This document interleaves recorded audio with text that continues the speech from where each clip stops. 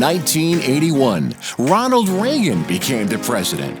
On March 30th, he was wounded by a gunman.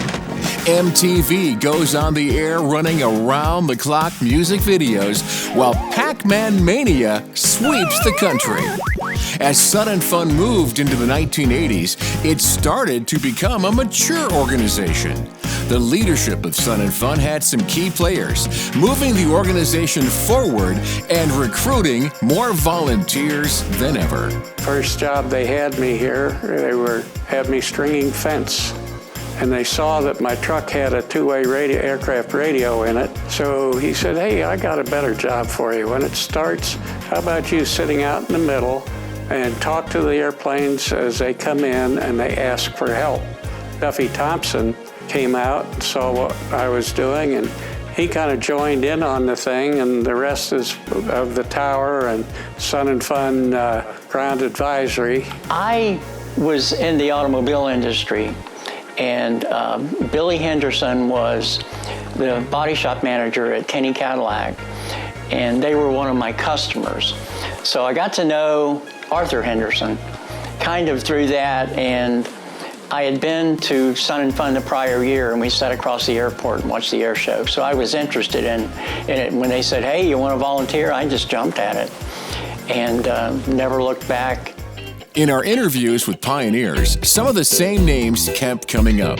Many have said that without Billy Henderson, Sun and Fun might have never taken off. One of the other true pioneers from day one was Duffy Thompson. He says, you know, I've got something that I know will interest you. He gave me Billy's phone number. I called Billy Henderson that night, and 2 or 3 hours later, we're still talking. And with that, I became Billy's right-hand man. I was right by him all the time. I would take our notes and go up to Kenny Cadillac where he worked. But when it came to recruiting masses of people and getting them involved, Billy Henderson was a miracle worker there. And if you talk to any of the volunteers, it was Billy dragged them in here and said, well, why don't you do that?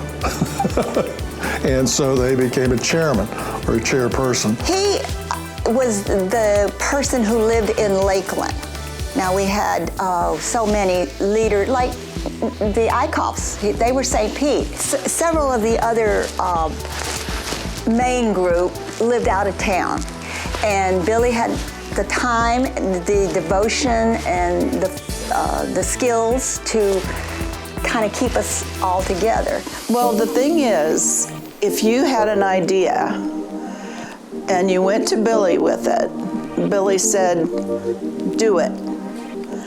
The first idea I came up with was have a place for women to go and relax. You know, if they didn't want to be out on the field all day, and it was in January, it was cold. So I started what I called the Ladies' Pavilion.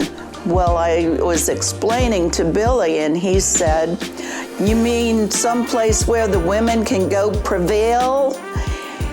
And that just struck my Irish, and when you do that, I'm going to show you. They started coming together, and I guess that's when you start building and putting the blocks in the right places. The foundation gets stronger and stronger. And so when you say, why is it so special? It's very unique. I mean, there's no one thing that would define Sun and Fun. There are things that create a culture.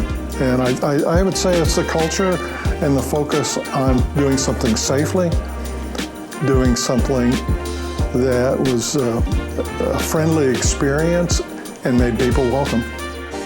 Next time, in part 4 of this series, we'll hear some stories from the pioneers that'll focus on their contributions to the fly-in. We'll explore continued growth and improvements of the Sun and Fun campus, the early staff, and much more as we continue with the pioneers, celebrating the 50th fly-in.